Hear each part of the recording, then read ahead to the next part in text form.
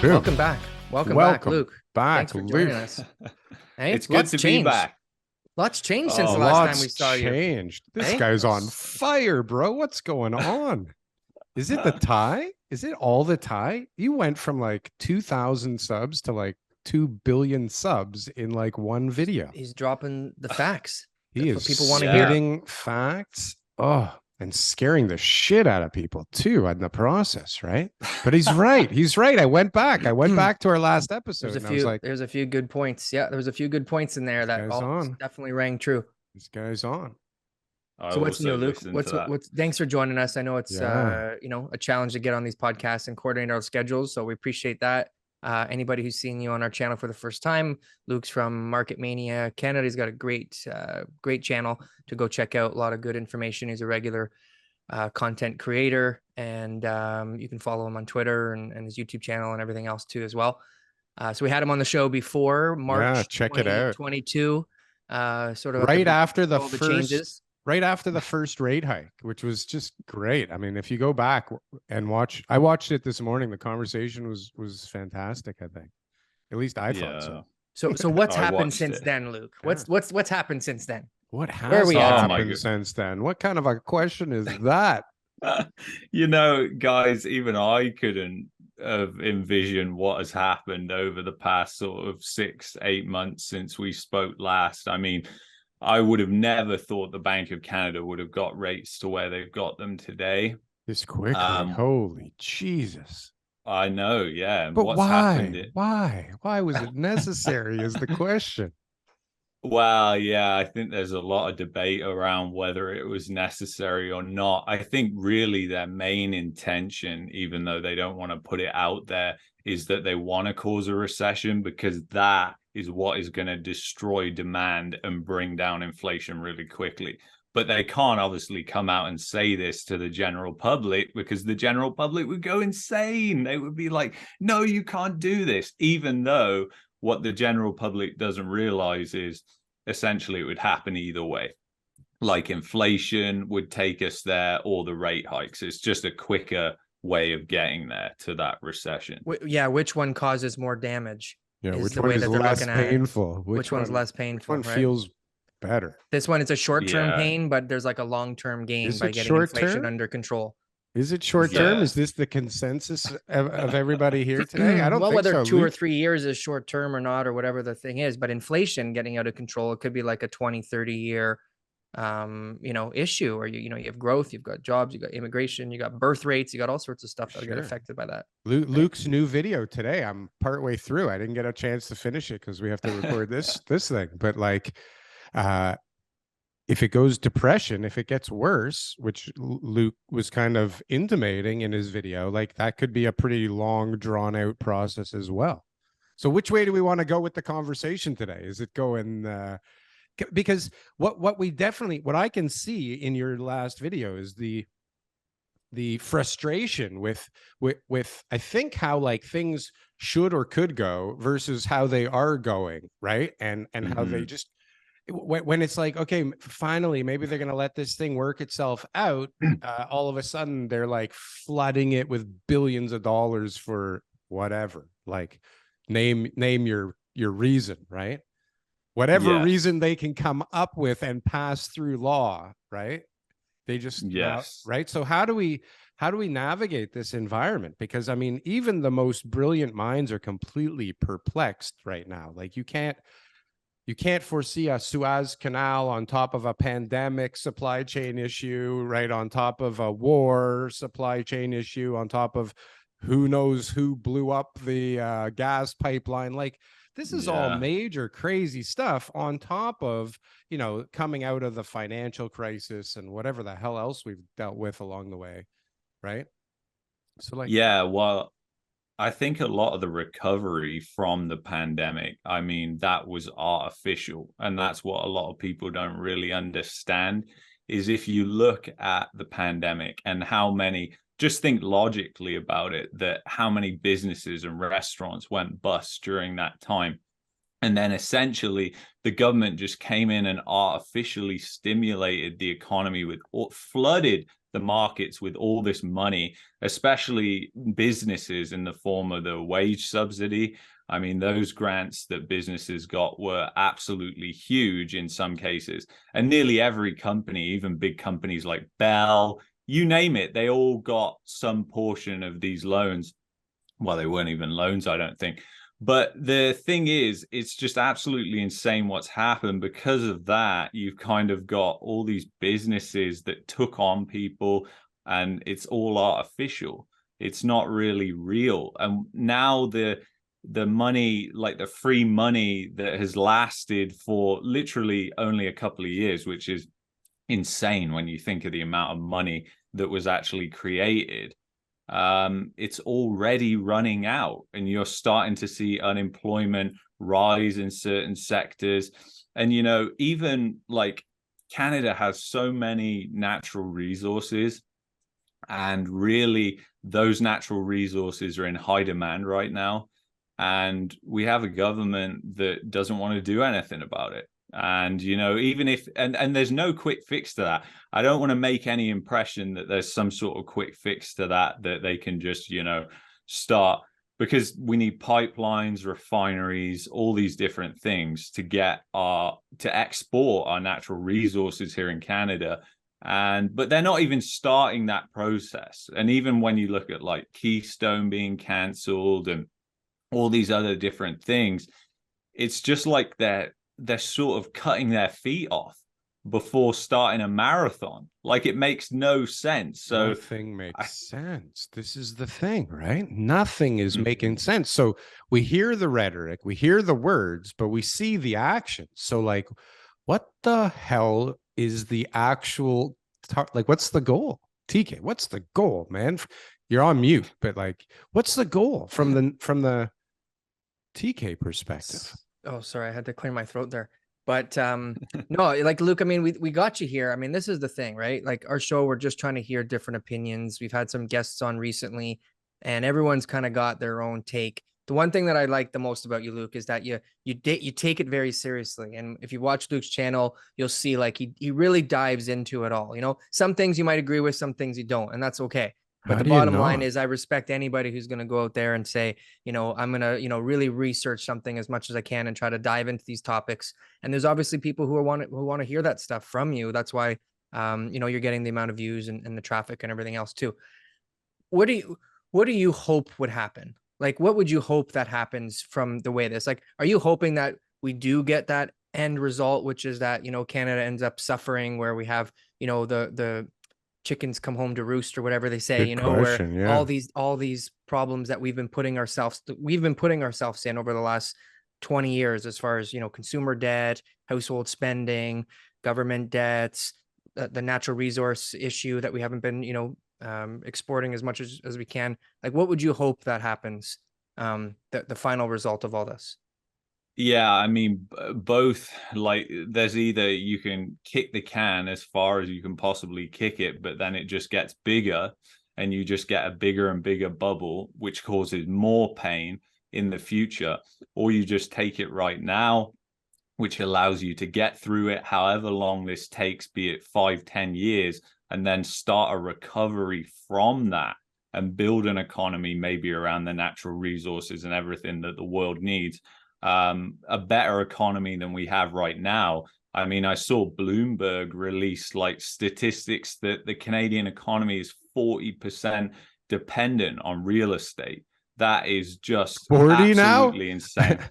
Yeah. 40? Yeah. How did it get to 40 now? Wasn't it I like don't know. 19 or 23 like a few the months GDP ago? I think is different than based on, you know, what they're saying dependent, right? Because I think that there's residential investment in real estate's like a 15% or something like that. Like, it's not as high as 40, but I'm sure Bloomberg's been able to sort of extrapolate different industries as how they depend on real estate and everything else, right? So so what I just heard there, just want to clarify what I heard there. And there's nothing wrong with this. I'm not trying to say good or bad.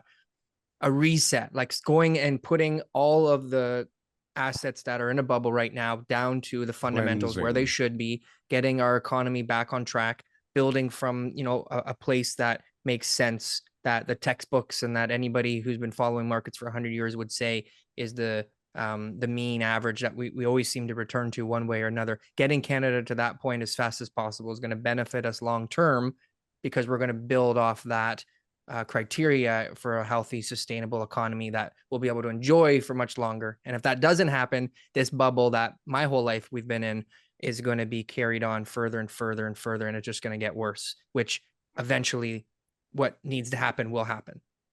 Yeah, and I think we're kind of at that point now where it's just got so large it becomes unsustainable, because you have people, like, even their interest payments on the amount of debt they have is just so high that it takes one single bad thing to happen, like a loss of not even their entire income, just a loss of part of their income, and it's over for them. Like they're then defaulting.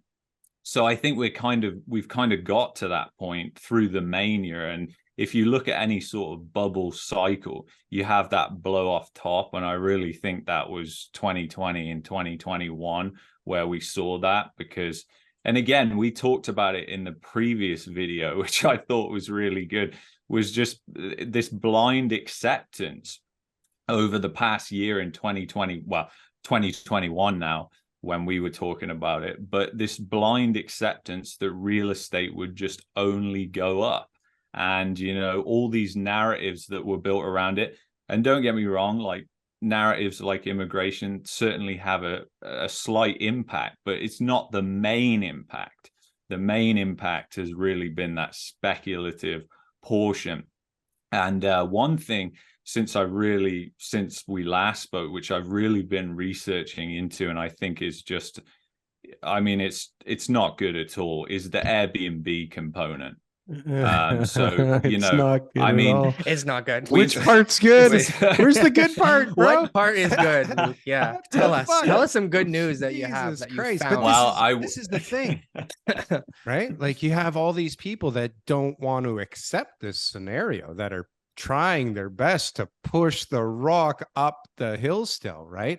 Because who the hell wants to accept that scenario for 10, 15 years to really reset this thing, right? Who the hell even wants to go through a mild reset, for God's sakes, right? And so, but the politicians, I think, are included in that bunch, right? And same with the bankers. But this is my question. What is different now? I know that the amount of money went up like crazy amounts, but everybody did it simultaneously. So what's different now than the last time, or the time before that, or the time before that, or the time before that? Why is this one the one that just knocks everything back into an actual depression? It's because this is the everything bubble. Everything went into a bubble, literally everything. And that's the major problem. You got private sector debt, household sector debt. That you had crypto markets. You had Crypto's just everything gone, though, you can imagine. Crypto blown off all the face of the earth now. Oh, you had all these. God, I sold out of that shit. Holy smokes! Cow, I got sucked into that for a little while. Yeah. Tell me about it. So, no, but didn't we like a lot of that extra money? Didn't it kind of really honestly get sucked out in this whole crypto debacle? Like we had a video where Bitcoin was at like 69,000, and a guy was offering mortgages secured against your Bitcoin, and we were talking about, you know, what happens if it halves, which at that point was like 35,000, and it's at like what, 16 now? 19, like, holy cow. And what's weird is that do we feel the pain right now? Like, there should be way more pain, shouldn't there? It's like that sort of calm before the storm type. Is it? Because you know everything's going to go bad. I mean, one thing I get a high degree of confidence through is the yield curve. You know, if people are prepared to accept interest rates on the longer end at lower rates, and I'm talking about government treasuries, so essentially Bank of Canada bonds, not Bank of Canada, Government of Canada bonds. So if you look out onto the yield curve, like a 30-year, so if you buy government debt and you essentially get paid a rate over 30 years, and that annualized rate is something around, I think last time I checked, it was something 3.1%. and the overnight rate is at 3.5, 3.75, whatever it is now. So, I mean, it's hugely inverted. Like, you would expect to be paid more to take on that extra risk of carrying that. But essentially, the bond market is telling us, and it's highly predictive. I mean, I mentioned this on a couple of streams I did recently, where I actually show people the chart of times where it's inverted. And when you look at that chart, we haven't seen an inversion this major since around 1987. And 1987 was when like half of all financial institution bankruptcies that have happened in Canada happened between 1987 and 1996. So that doesn't kind of bode well with what's happening here. It means that big money, major money, is hedging for a massive financial crisis, and that is not good.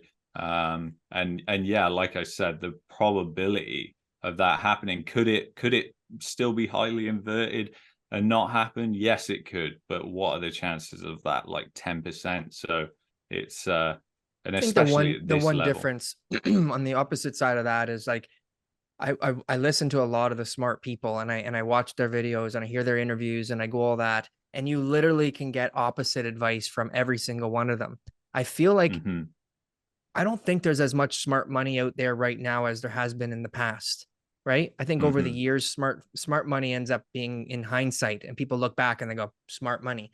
But I think right now, just because of all these variables and all the different things, like even when the yield curve inverted back in 2020, it was like, oh my God. And then of course it went the opposite direction, right? And everybody was really concerned about that. In the Great Depression era, like you can go back and you can see like bull runs throughout. Yet, you know, my limited understanding of it was just like, it's this whole decade of depression where everyone's, you know, sharing a tin can of beans and stuff like that, right? Riding on the railroad, trying to go find another job, right? Like so again, in hindsight, you always go back and you say like, this is how it was, but you experience all these different little parts to it, all these little sort of small stories in between. And, you know, it's hard to tell where we are right now, right? It's impossible to tell where we are right now. Yeah, and to pick up on what you said, I think you made a good point there, because the thing is, we don't know the response, right? So the yield curve, like you said, did invert in 2019 before 2020. So it showed us that something bad was going to happen. Mind you, it was not as inverted as it is now. Like, that is a totally different story. If you look at the chart, it's insane. But the thing is, that did tell us that something bad was coming. But what it didn't tell us was the government's response to that. And they really only got away with that because inflation was much lower. Would they be able to do the same right now? I don't think so. Will there be some sort of bailout and stuff and stimulus packages? Probably. Almost I would guess so. But we're going to war, buddy. Banks, we're going airlines, to war. Somebody's going to be getting a bailout package at some point. Yeah. Yeah. We're gonna need railroads and bridges and tanks and lots of planes soon. Yeah, so that'll come, and it's just a question of how much effect that will really have. And I think right now it's just kind of insane when you look at how high interest rates have really gone, especially on like corporate debt in the past 6-12 months since we spoke. So crazy. It's phenomenal. It's unbelievable, because you think about like all businesses are paying that. And if you look at how much debt businesses have took on in Canada between 2008 and now, it is an insane amount. So that pain is going to be felt sooner or later. And like I said, we're kind of in that calm before the storm right now, where unemployment, because that always lags behind, is low, relatively speaking, even though we're starting to see those headline layoffs in places like Amazon. I mean, Amazon, everybody uses Amazon. Amazon is a big company. This should be like where people think, going into Christmas time, going into Christmas season. Exactly. Yeah. So that shows you.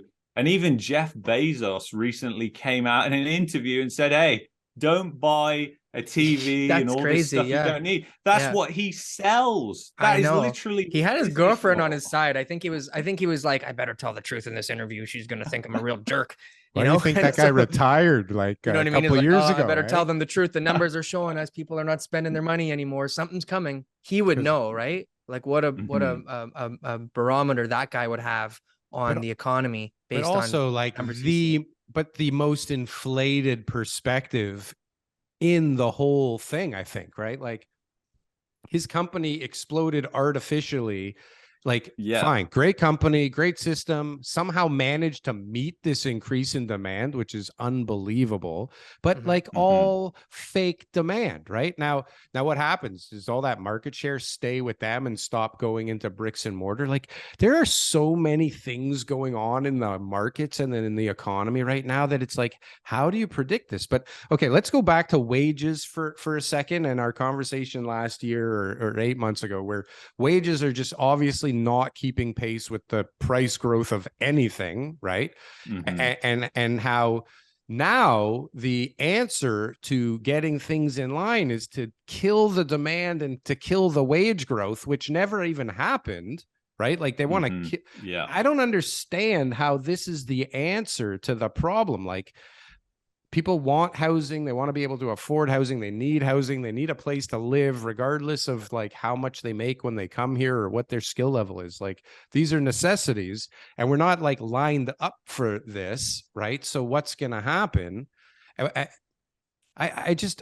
There's so many weird pressures up and down. I can't figure out what's going on. And then we have the Bank of Canada with their foot on the pedal, or they have a little switch, but like there's nothing in between up and down or on and off. It's like, why don't we ease into this thing a little bit? Like, so for example, we did this whole stress test to stress test people so that when rates went up a certain amount, everybody had a layer of protection and everybody was okay. But they fucking blew the rates like way past all of these stress tests, right?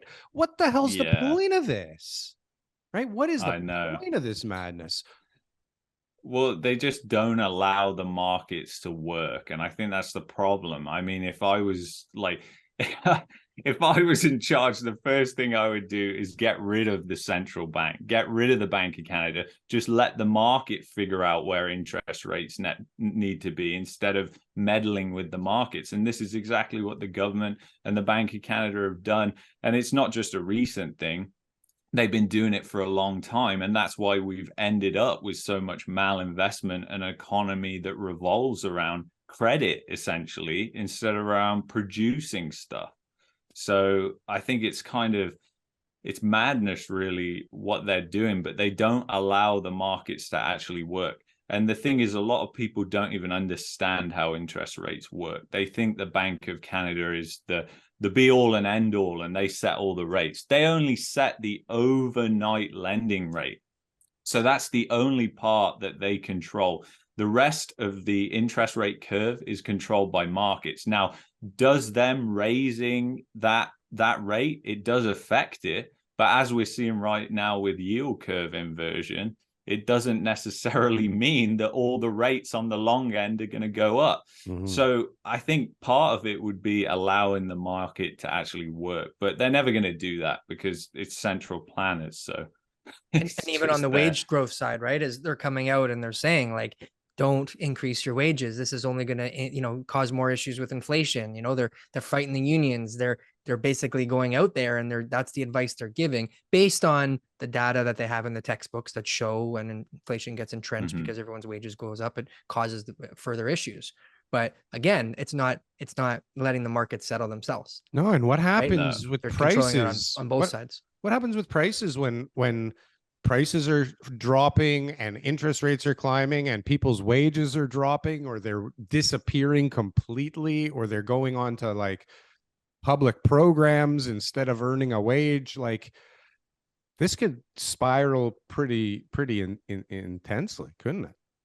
Well, that's why I say depression. And I know that scares a lot of people, but that happened in Japan. They just call it a lost decade, but essentially it was really a depression because it lasted for so long. And I would really say that is what a depression is. It's when it's going to last a long length of time. And I think this really could, with the way things are going right now. I mean, even the banks, right now, or like I just did in my stream, I was talking about how they're allowing people to essentially increase their amortizations, just add money to their balance. So if you figure that they do that, and let's say a really kind of high up estimate, you say that housing prices go down 20% in nominal terms between now and 2025, 2026, all those people, when they come to renew their mortgage, what situation are they going to be in? And then you only have to think like that to realize that this thing could take a very long time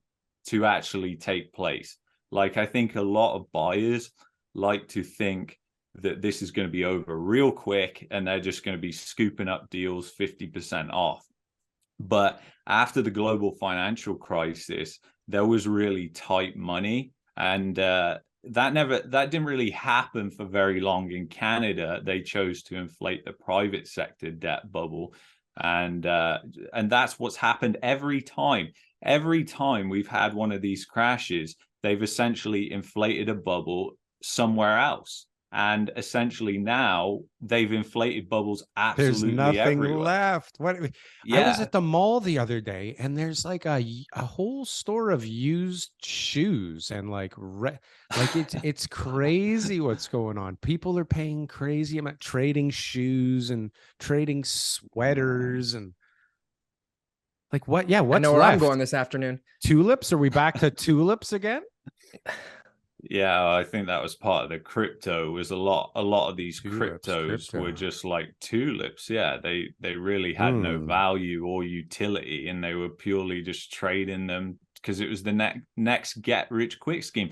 But this is the type of mentality, and the thing that really scares me about people my age and younger is because they've been pushed so far out on the risk curve to get a return that they're prepared to resort to stuff like that.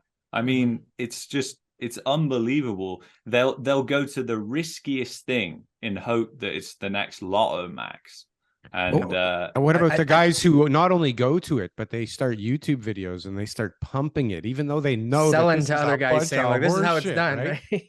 I think that's the single most important thing to the long-term economy is what you just mentioned right there, is the mental shift of young people and what they perceive as being the lifestyle that they want to live, how they're going to save their money, how much debt they're going to take on in the future, what type of job should they get, what are their expectations on the economy. I think that impacts the economy more than anything else. Because if you get a generation of people who all want to stay home clicking their mouses and think that they can all earn money in a way that, is going to be easy. And we talked about this a lot with people don't want to swing a hammer anymore and all this kind of stuff. Sure. It will eventually, there'll be no customers to buy your whatever you're selling, service and products. Right. And I think that's the biggest impact. Japan's issue was aging workforce. It wasn't necessarily their monetary policy. All those things were all part of it, but it was the aging workforce that left there was no longer people to do the jobs that needed to be done to run the economy. And that's the same threat that we have, just in a different way. And I think the government knows that. That's why adding immigration is like their main solution here, is like, how do we bring in more people? Because we're going to have a bunch of people. GDP, not so much GDP per capita. It's about GDP growth as a nation, right? Exactly. So if we just keep throwing more fuel into the fire, more people.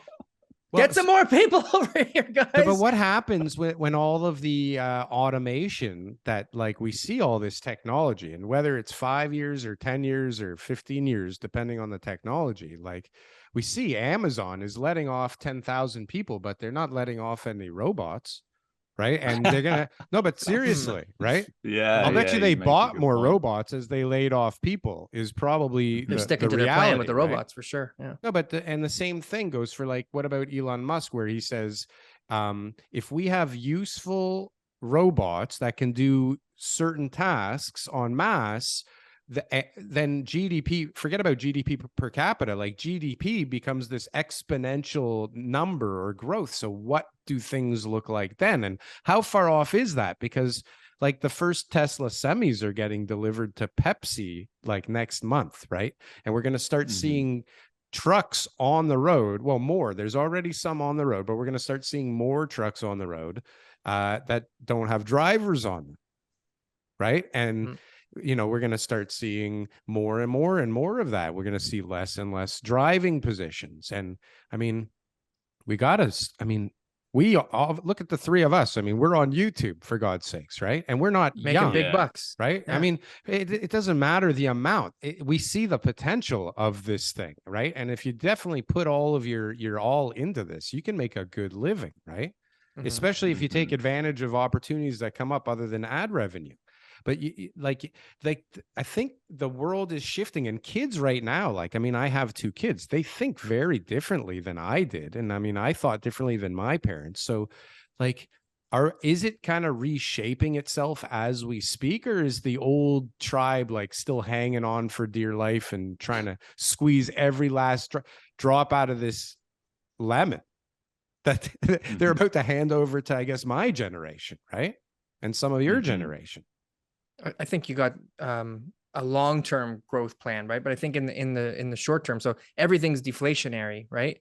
And so all these forces are going to work together that you're talking about in order to be able to get us to where we need to go. And hopefully one day the cost of living will be much more affordable, and maybe not the prices won't be lower than they are today, but the ability for people to earn income will be higher, and that they'll be able to pay those type of prices, right? Different financing tools. What did you say about tools, Luke? Yeah, just another word for powers. Right. But more financial powers for people to extend, because that's all we've seen, right? Wages flattened and prices went crazy and everybody's driving a Mercedes, right? So what happened? Like some creative financing all across the board, right? We've got Wolf Ranges and Mercedes in the driveways and $2 million houses. And, maybe we don't have a job in 3 months. Yeah. Yeah, right? No, exactly. No, but those are guys that are working in Amazon warehouses making $25 an hour somehow in these crazy $1 million houses with Mercedes, living the life. And what if they get fired next week because they're laying off humans and they figured out a way to replace you with a robot now?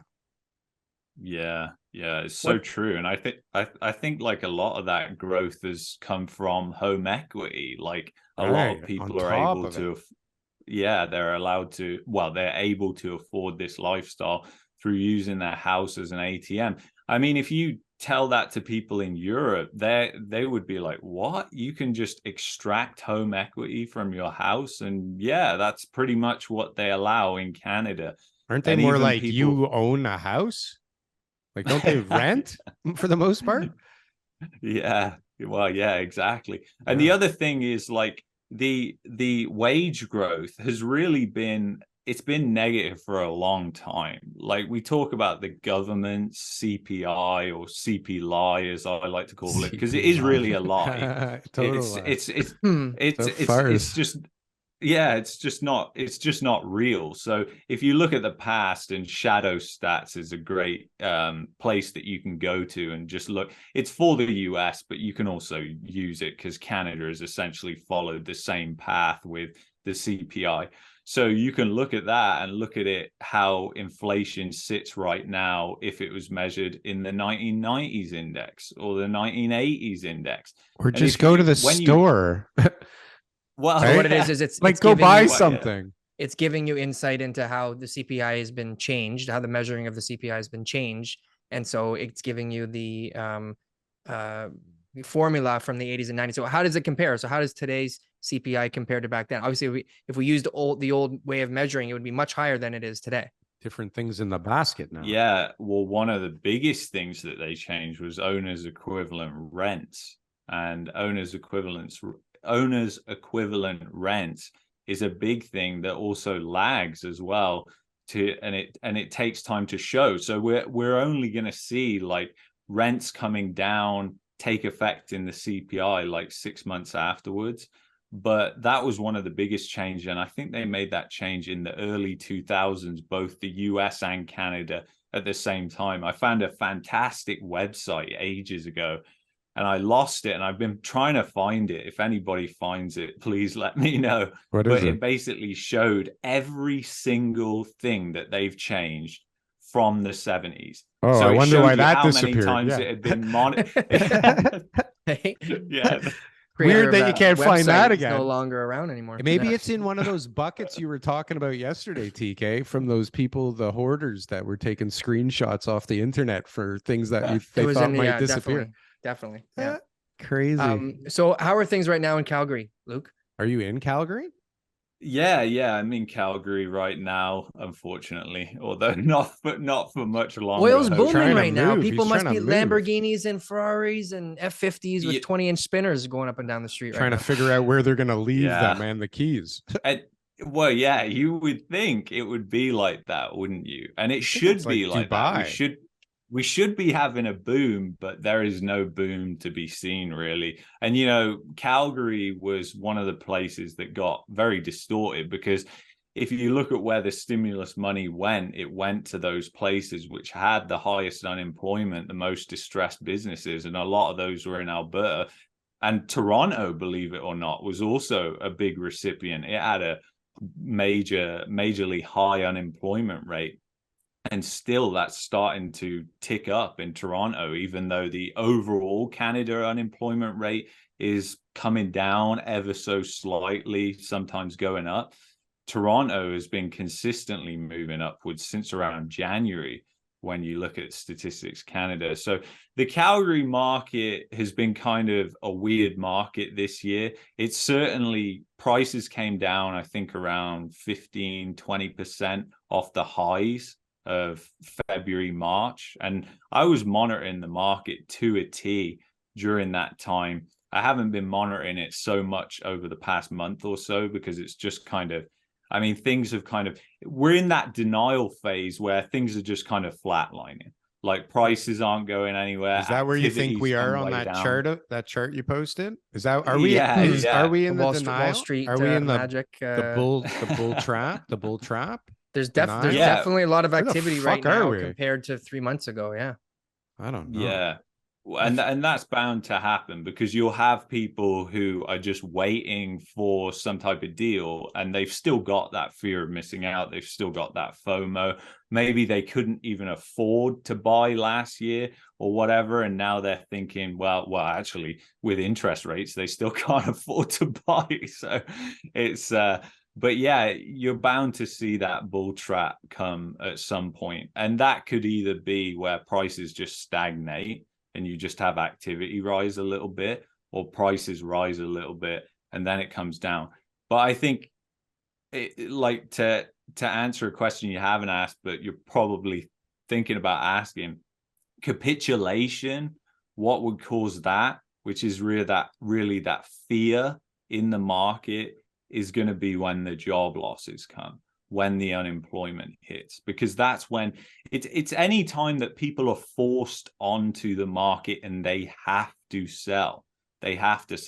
Right now, people are sort of, they don't need to sell. They exist. I'll tell you firsthand. They exist. There's just enough buyers out right now to still bail them out. Barely. Yeah, and I bet they do in Toronto, and in Calgary not so much, because the overall price levels are lower and the amount of speculation has been lower. Although, having said that, like Airbnb in Q3, for example, 25% increase in Airbnb inventory in Q3 of this year. If you go on AirDNA, you can look at what do you read into that? But what's the vacancy rate on Airbnbs? Well, it's actually coming down now. So it's because of all that new inventory, or because of demand, or both? It's hard to say, because I don't pay for their full statistics, because man, it is really expensive. It's something like $200 a month, but you get access to most of their statistics. And I would put it up if you can for this video, but it's really insane. The 25% increase in inventory, that could be a lot of people who bought rental properties and are now like, well, I can't afford to rent them out at this low rate. Now I have to go at Airbnb. But the problem is, like, Airbnb is going to absolutely, I mean, during a recession, that is the first thing that people cut, is going on vacation. And it was never really a big boom in Calgary anyway, because it was very seasonal Airbnb. A lot of people come in the winter I mean, in the summer, sorry, and they go to Banff. And people who go skiing, they don't really stay in Calgary city. They stay outside of the city, closer to the mountains.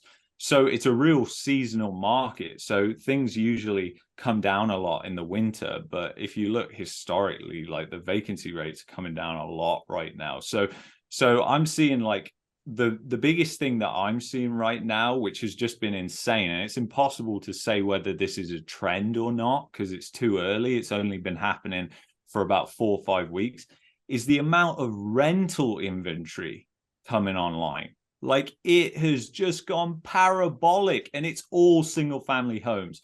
And that is mainly because single family homes are the most common type of residence here in Calgary. I'm not sure if that's the same in Toronto.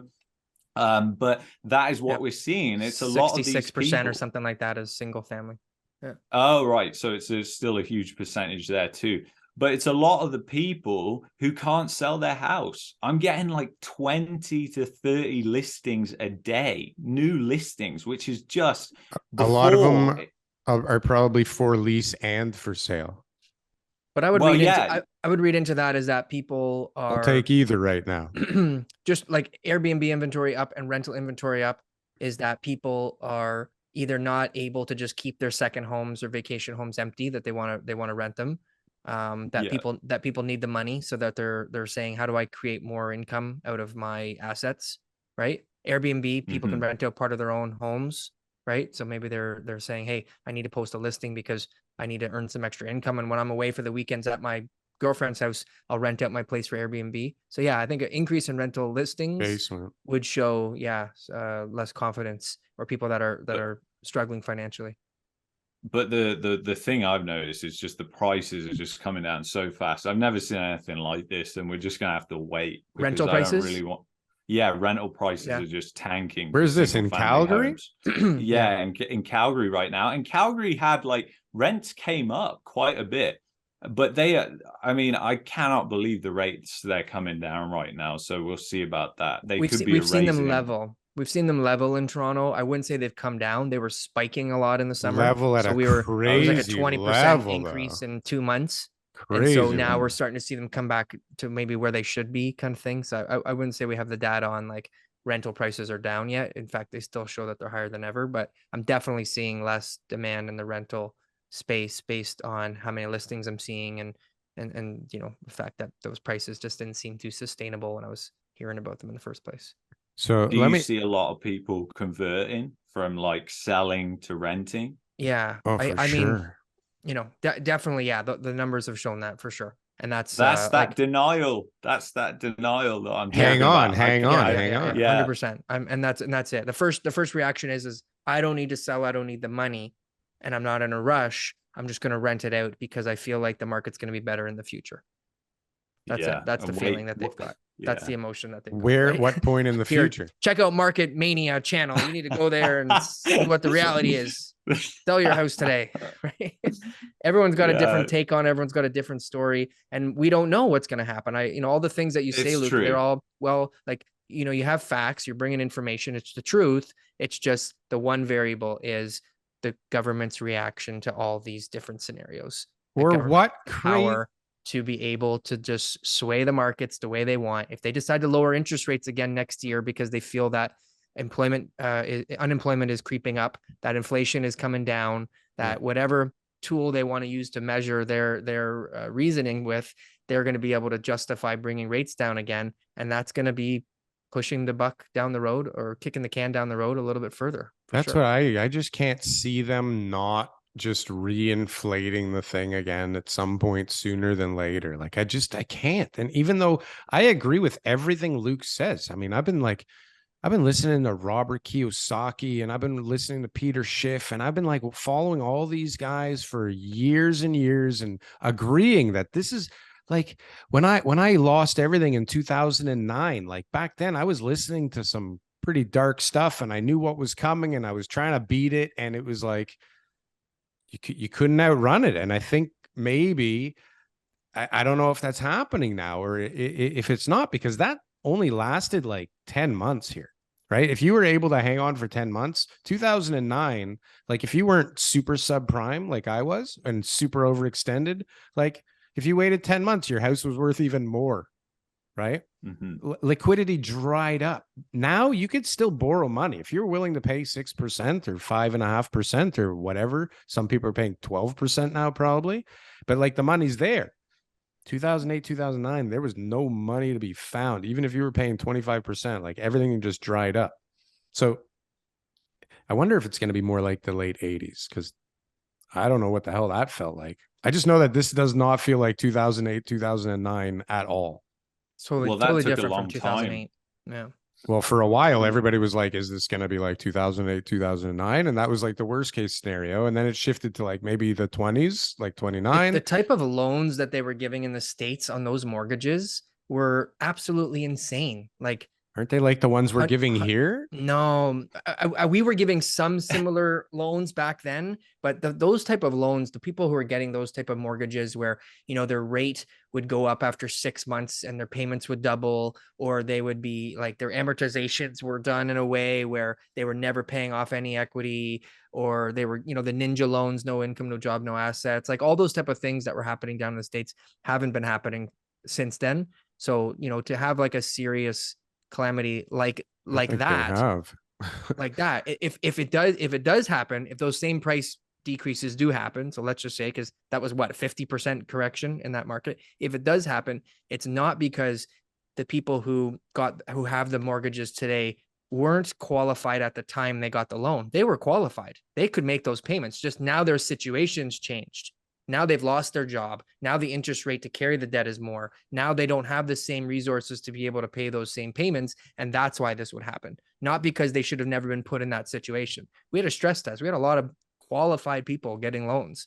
It's just they shouldn't have been asking for that much debt in the first place, because they weren't looking down the road as well. What if my situation changed? And that's the people I'm dealing with.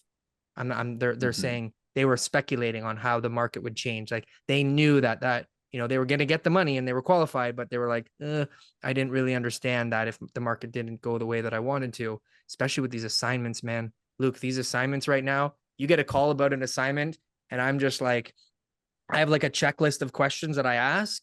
And if any one of those questions are not answered the same way that I need them to be answered, I can't help that person, because there's just so many people who are like, I bought it 3 months ago and now I want to assign it. It's like buying a futures of NFTs, a condo. And I'm just like, yeah, they're like, that's insane. They're essentially trading housing contracts. And that just shows the level of insanity that people have got to within the housing market. I mean, the housing market's been totally financialized in Canada. And I think bringing it back to like 2008, 2009 and what was different then versus now is really like, you've got bubbles in every sector. So I would agree with you. I think rates will be coming down towards the end of next year, probably Q4 next year. That's if something doesn't break in the meantime.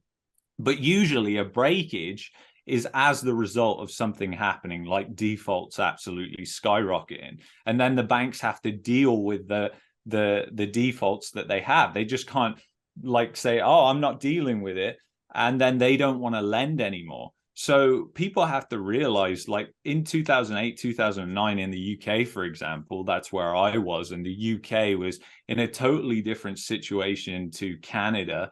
And even in like 2012, so you're talking 4 years after the GFC, it was still very, very difficult to get a loan. Banks did not want to give you a loan, and interest rates were still low. They had not increased. In fact, the Bank of England held the rates extremely low for the longest, and the banks just did not want to lend. And I can very much see sort of similar scenario playing out in Canada, where rates do come down, but the willingness to lend just isn't there. We head into a tight money environment.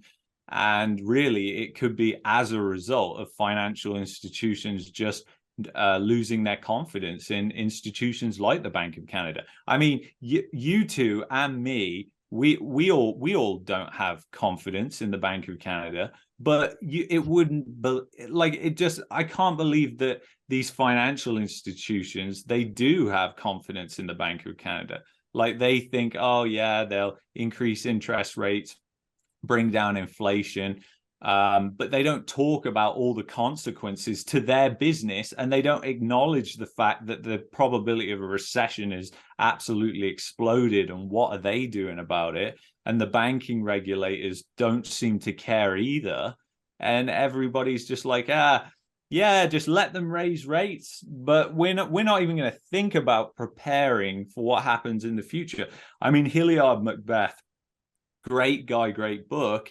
He was tweeting out, I think it was about 6 months ago, when the banks had earnings, it was in the summer, and they were essentially the amount of the pots of money that they have set aside to handle loan losses, they were just taking some of that money and putting it into their earnings to make it look like their earnings were better.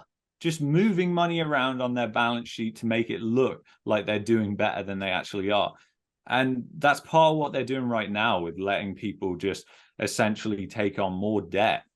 Is it makes it look like they're expanding credit still, which is great. And they can put out all these projections saying, oh, we're going to make all this interest rate money. But the reality is, no, they're not. And I think these people must be smart enough, but maybe they're not. They must be smart enough to realize the damage that they're doing. It must just be the fact that they don't care, because the reality is they just think short term. Like, I want my bonus at the end of this year. I want my big fat bonus. And I just think there's a total lack of accountability within the financial system and within government that has created this just mania that we had. And the thing is, think about it. Let's play it out even that, let's say they brought interest rates down and they were able to inflate this thing even further. Well, how long did that last in 2020? And how much money did that take? So is that going to look like a fun ride? It's not. The amount of money that they need to produce, or credit they need to extend in order to keep this thing going, keeps rising. Yeah. And 2020, they had the excuse of the pandemic. That was the thing. They could use that as the excuse to go absolutely bananas, which they did. But if they're going to do this in the future, they're not going to be able to do that crazy amount of money. I mean, maybe they will, but at what consequence is that going to have to things like inflation? And I think you do have to sort of safeguard yourself against that. It's part of the reason that I own gold and silver. I don't own that as any sort of investment. I own that as insurance against the central bank and the government's just stupidity and recklessness. That's why I own that. Because if they go and do that, then quite frankly, that is what you'll see. And that's what we saw in 2020. Even though gold's come down a lot, that's as a result of the strengthening dollar, really. But it's still higher than it was in 2020. So it's still protected you. And as assets go, it has still held up the strongest this year compared to most other asset classes out there. So I think that's why I have faith in that, just for insurance against this stupidity, because I think, to your point, it could happen that way. Like, we could see them go mad. I think there's a lot of stuff there. Just one correction. I really do think that the Bank of Canada are best suited for the job. I think it's a tough job. I think it's a very difficult job. You might think they shouldn't exist. I do think that they should exist. I think they can't, politicians in the Bank of Canada can't be the same. You have to have somebody who's got at least a little, like, who's got no political threats that they could like be voted out next term. Like, I understand how it works, and that they still are playing favorites to be able to keep their positions and their pensions and all that kind of stuff too. That's always going to be there. And I agree. I think that it's a very difficult job. And I think that there's too many, it's an incentivized market one way or another. And I think that the Bank of Canada's job, they are the best suited for it. I don't agree with everything they did, but I also understand that they know more than me, and that they definitely know more than most people. Right. And it's just, they're playing the role the best they can. But everything else, though, I agree with what you're saying. I want to end on this note. I want to ask your opinion on why, and was it the right move, the last rate hike, like 50 bips, when I mean, they're saying there needs to be more pain, and they have the foot on the gas. What is the 50 bips supposed to have signified? What did it signify? And like, what's next on December? What is it, 7? Yeah, well, I mean, it's hard to speculate once they start reducing probably another 50 basis points, but I'm 50-50 on that. I don't really know what they'll do. Could be 25 even. Surprised. But the thing is, the Bank of Canada monitors the yield curve, believe it or not. So what I was talking about earlier with the yield curve, they do look at that. They try and control it, and they also look at that. And they know that during times where the yield curve has inverted massively, especially the 2-month over the 10-year, that signals big problems in the financial system. It's a sign of liquidity issues. So essentially, they are looking at the yield curve and probably thinking, something bad could be coming. And that's probably ease off on the gas. Yeah, that's probably why they eased off. I mean, it's funny because the Fed was asked about the same measure, which the Bank of Canada uses too, the 2-month 10-year, and they just kind of brushed it off, even though like 8 months earlier they were saying we really look at the 2-month 10-year. Right. So it's just like, so they do look at these things, and I think they're also looking at what's happening with unemployment. Like, we're starting to see jobs lost as well. And they're thinking, well, that'll eventually have an effect. And they also know that there is a lag in the effect of these rate hikes. Like, I mean, even if they increase interest rates immediately to 4%, like it takes a while for that to hit people's balance sheets of them paying that interest. And then they're like, oh man, yeah, this is really starting to hurt us. We got to think about laying people off. And yeah, I mean, going into the future, like Canada's business sector especially is so far in debt at these high rates, it just cannot be sustained. Agreed. And really it's that tight money thing that will turn the tables on people, because I think that could really happen when you see that. And it might not even be anything to do with the housing market. And I don't think people really understand that. It could be corporate defaults. It could be commercial. There's more to the economy than the Canadian housing market? Only 60%. Are you serious? Only 60%. Only but 60%. Okay. Listen, 40% is so fucking entrenched. It's insane. I mean, imagine how many people want to prop the thing up if 40% of the economy is reliant upon it. And I mean, go to a party or go even into any conversation, and like, how many people are not part of the real estate industry somehow, or commenting on it, right? So like maybe 40% is even low. Well, yeah. I mean, if you take into account like all the credit industry jobs as well, everything. I mean, think about that. Like, it's a lot. Everybody's in real estate. It doesn't matter. It doesn't matter what you do. You're in real estate. You own it. You live in it. It's over your head. It's under your feet. It's around you. Your friends own it. Your parents, you're going to inherit it from them. You want to buy it one day. You're in real estate, right? So everyone cares, right? Luke, we're happy to have you back again today. This has been a great show. If you're still listening, like, comment, and subscribe. Check out Luke's channel. Lots of good info if you like what he had to say today.